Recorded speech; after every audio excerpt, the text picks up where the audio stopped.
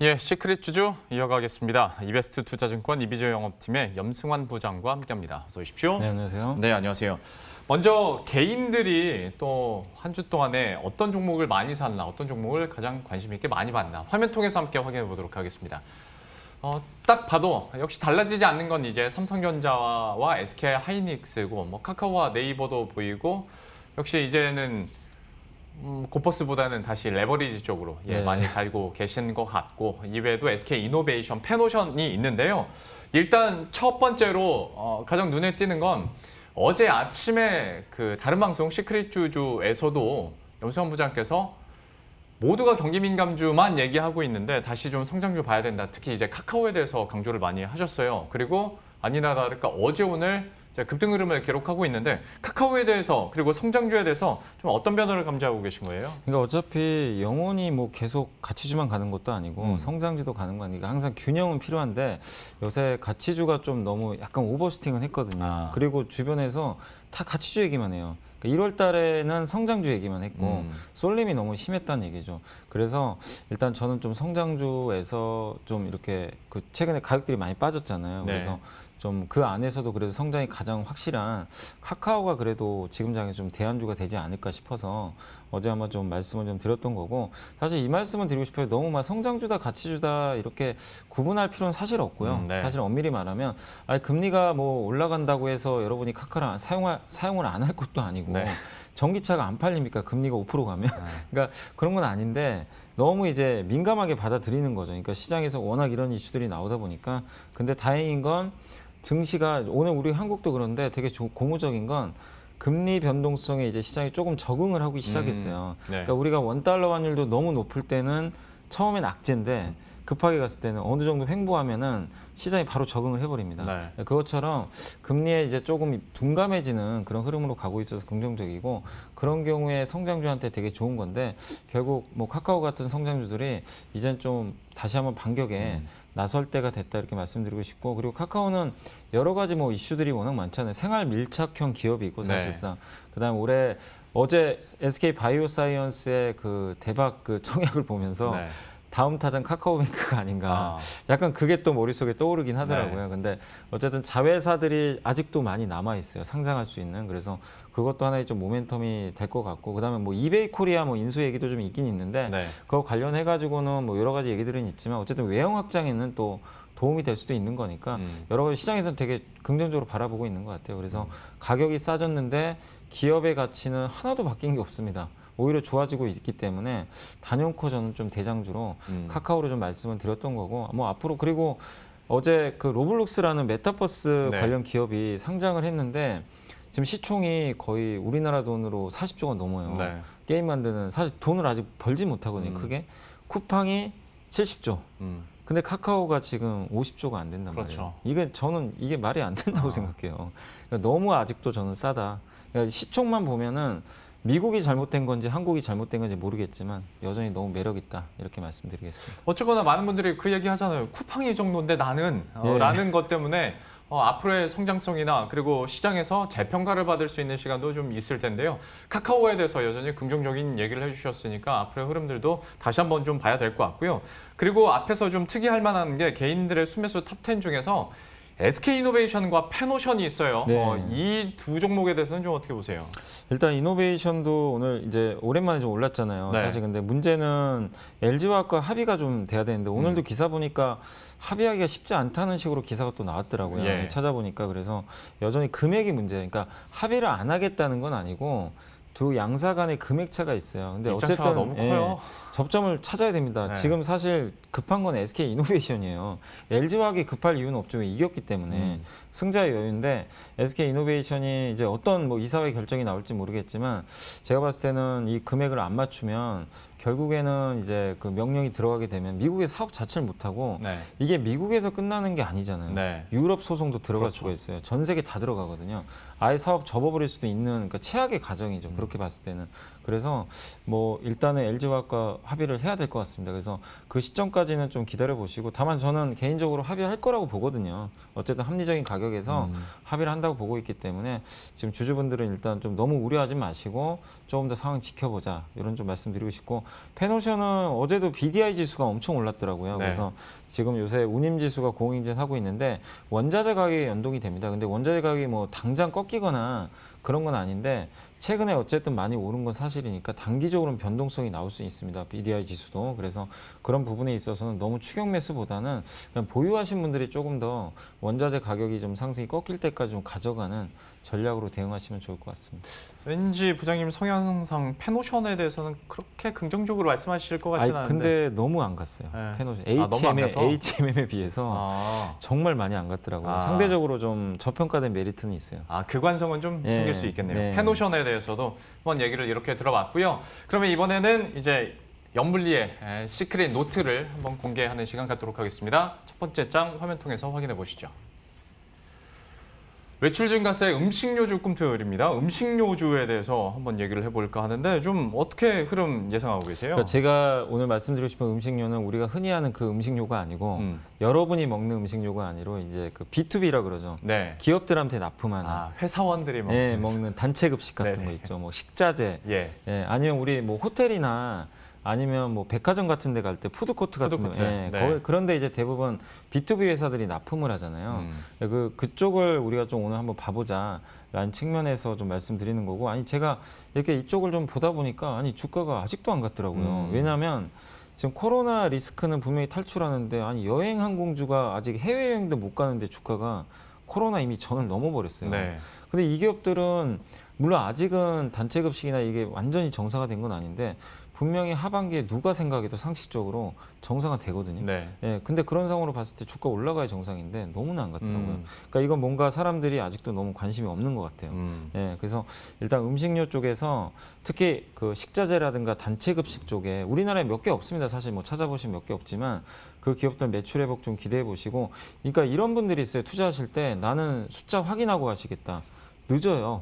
숫자 확인해서 이미 숫자가 찍히는 순간 주가는 오히려 빠질 수도 있어요. 네. 왜냐하면 주가 미리 선반영하기 때문에. 그래서 항상 투자하실 때 내가 실패를 하더라도 주식 투자 대응이라고 하시는 분들 되게 많으신데 저는 거기에 동의를 안 하는 게, 대응도 해야 되겠지만 예측을 안 하는 거는 투자가 아닙니다. 사실은 미리 예측은 하고 해야 돼요. 우리가 상상력을 발휘하면서. 그래서 이 식자재 관련 기업들 보시고, 제가 얼마 전에 그 이스라엘 데이터를 한번 봤어요. 이스라엘이 코로나 지금 백신 지금 많이 하고 있잖아요. 예. 그 100명당 벌써 90회 정도 접종을 했대요. 맞아요. 100명으로 따지면 거의 지금 많이 하고 있는데, 거기서 되게 놀라운 게 카드 매출을 봤어요. 거기서 가장 튀는 게 뭐냐면 의류가 엄청나게 튀기 시작했고, 그 다음에 튀는 것들이 호텔이나 레저 쪽. 그러면 여기서 들어가는 게 뭐냐면 바로 식자재가 다 들어가거든요. 그러니까 외출이 정상화된다는 얘기예요. 그러면 지금 요즘에 지하철 타신 분들 느끼시겠지만 학생들이 이제 지하철 타기 시작해요. 맞아요. 예, 예전에는 집에서 다 했잖아요. 네. 예, 사실 저희 딸도 초등학교 때 6학년까지는 거의 학교를 안 갔어요. 근데 지금 중학교에서 지금 이제 1학년이 됐는데 매일 나오래요. 네. 그러니까 등교를 해야 된다는 건 단체 급식이 이제 시작될 수 있다는 하나의 증거니까 여러분들이 이쪽에 대해서 한번, 지금 워낙 주가도 안 갔으니까 관심 있게 볼 필요는 있는 것 같아서 오늘 좀 한번 가져봤습니다. 그러면 이 섹터 안에서는 어떤 종목을 가장 유심히 보세요? 사실 뭐 CJ 프레시웨이랑 현대 그린푸드 정도가 있어요. 사실은. 근데 저는 일단 현대 그린푸드가 좀 더 괜찮은 것 같아서 오늘 가져봤고, 뭐 단체 급식 전문 업체고, 그리고 저기 옆에 이제 더 현대 오픈했잖아요. 네. 사람이 정말 많은데 그거 보면 현대 그린푸드 입장에서는 나쁠 수가 없는 거죠. 그렇죠. 예, 거기에 또 식자재를 많이 납품을 하니까.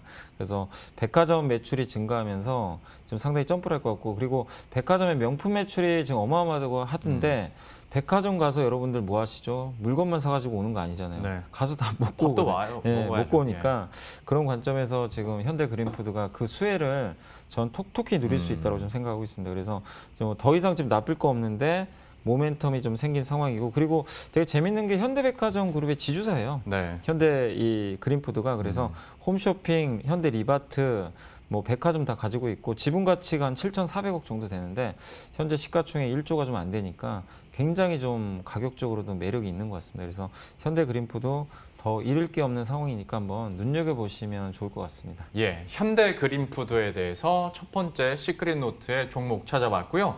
그러면 화면 통해서 두 번째 장 시크릿 노트도 함께 확인해 보도록 하죠.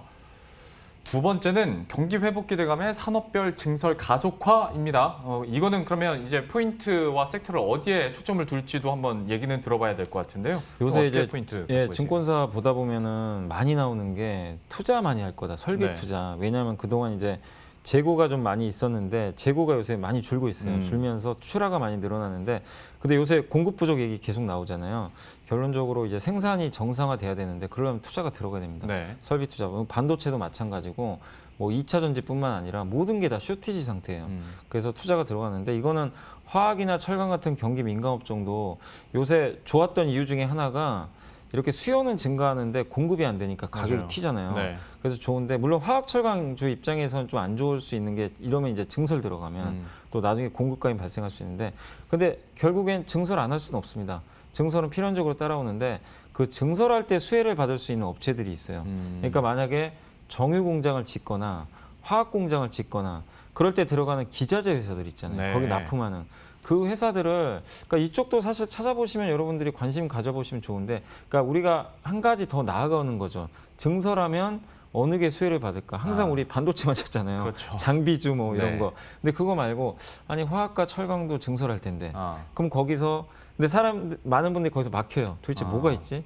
근데 보면은 기자재 납품하는 회사들이 물론 좀 아쉬운 게 중소형주밖에 없지만 네. 몇몇 기업들이 있습니다. 그래서 그쪽 아니면 또 2차 전지도 지금 증설 많이 하니까 거기 관련된 화학 소재 쪽에 증설할 때 수혜를 받는 기업들을 여러분들이 좀 찾아보시면 좋을 것 같아서 한번 좀 오늘은 그 말씀을 좀 드려봤고요. 예. 숫자로 찍히는 타이밍으로 생각한다면 오히려 말씀하신 그쪽이 더 빨리 확인할 수도 있는 건데 네. 우리는 아무래도 큰 섹터 그리고 진짜 그 해당 증설하는 업체를 보다 보니까 좀 놓친 부분이 있는 것 같습니다. 네. 그러면 이와 관련한 종목은 어떤 종목을 선정하셨어요? 좀 생소하실 수 있는데 DYPNF라고 있어요. DYPNF. 되게 좀 생소하실 거예요. 이게 뭐 하는 회사냐? 분체 이송 시스템 세계 3등 업체인데 뭐냐면 그 화학이나 이런 이제 철강이라든가 여러 가지 공정들이 있잖아요. 네. 거기서 화학 같은 거 화학 제품 만들 때 원재료를 가져다가 이제 이송을 해가지고 그걸 뭐 이렇게 분쇄도 하고 여러 가지 조립도 하거든요. 조립도 해가지고 최종적으로 이제 원재료를 화학 소재로 만드는데 그 만든 각각의 원재료를 어떻게 보면 뿌려줘야 돼요. 각 공정에 맞게. 야, 얘는 이쪽으로 보내주고 얘는 이쪽으로 보내주고. 그러니까 뭐 이런 식으로 뭐 파이프라인 통해서 보내주는 건데 그걸 분체 이송 시스템이라 그래요. 네. 그러니까 화학 공정에 반드시 필요한 겁니다. 이게 없으면 당연히 못 만드니까. 근데 이거를 만드는 국내 1등이자 세계 3위 업체예요. 그래서 이 화학 공장이 만약에 증설을 많이 하면 이 회사가 당연히 수혜를 받을 수밖에 없습니다. 그래서 어떻게 보면 좀 숨겨진 좀 중소형주라고 좀 보시면 좀 좋을 것 같고 또 이게 2차 전지에도 좀 납품이 돼요. 뭐냐면 양극재 만드는 공장에서 이게 또 들어갑니다. 그래서 네. 코스모 신소재라고 그 회사에 물론 규모는 10억 원밖에 안 돼요. 얼마 안 되지만 2차 전지 쪽으로도 납품이 됐다는 게 상당히 좀 의미가 있는 것 같아요. 그러면 기존에 화학 쪽만 들어갔던 회사 매출이 2차 전지 지금 엄청나게 증설하잖아요. 양극재 회사든.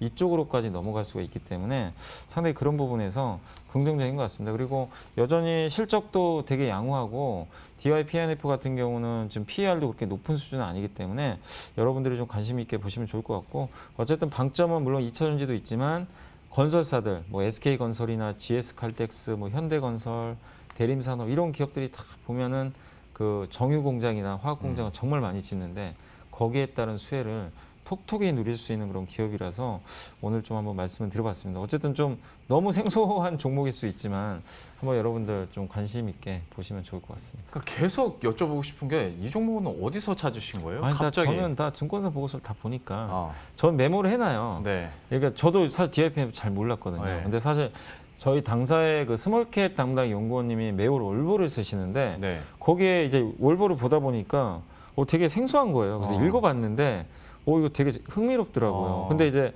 이런 내용인 건 알고 있었는데 그 이상을 못 나갔는데 근데 요즘에 갑자기 제가 뉴스를 보다 보니까 롯데케미칼 뭐 아니면은 해외 뭐 화학 회사들이 네. 하반기에 증설할 수도 있다. 업황이 좋으니까. 근데 이게 딱 연결이 되는 거예요. 그래서 DIPNF 뭐 지금 당장은 아니라 하더라도 그런 우리가 아이디어를 생각한다면 좀 좋은 자리에서 미리 좀 들어가는 것도 괜찮을 것 같아서 좀 가져와 봤습니다. 예, DYPNF 얘기를 해주셨고요. 은근히 그래도 우상향 추세를 계속 예, 그린 주가는 굉장히 괜찮아요. 탄탄한 그리고 배당 수익률도 나쁘지 않은 그런 회사로 네. 지금 찾아보니까 있네요. 앞으로의 흐름들을 기대해 보도록 하겠고 여러분들도 한번 그 흐름들을 계속 쫓아가 보시면 좋을 것 같습니다. 오늘 이렇게 두 종목 함께 살펴봤고요. 이베스트 투자증권 이비즈 영업팀의 염승환 부장과 함께했습니다. 오늘 말씀 고맙습니다. 감사합니다. 네, 그럼 저희도 여기서 인사드리도록 하겠습니다. 끝까지 긴장은 놓지 말되 또 이런 상승하는 시장 마음껏 좀 누리셨으면 좋겠고요. 저희들은 또 내일 이 시간에 새로운 종목들과 전략들을 들고 다시 찾아뵙도록 하겠습니다. 시청해주신 여러분 고맙습니다.